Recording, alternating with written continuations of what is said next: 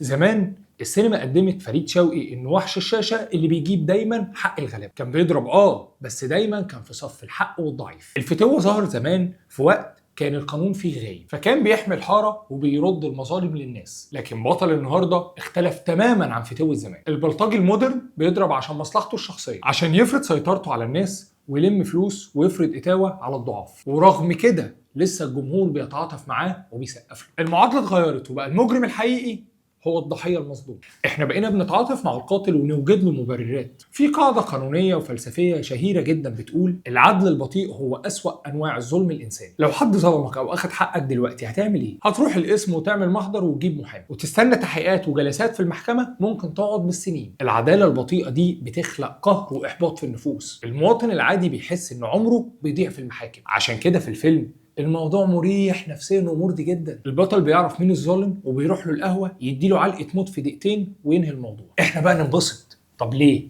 عشان الدماغ البشريه بتحب سرعه رد الفعل والحلول السريعه، ما بتحبش الانتظار ولا الورق ولا طوابير المحاكم الطويله. تحب تشوف العداله بتتحقق فورا حتى لو كانت العداله دي بدم. احنا بنسقف للنتيجه السريعه وبنفرح بكسر القواعد عشان الحق يرجع من غير روتين ولا ورق ولا انتظار.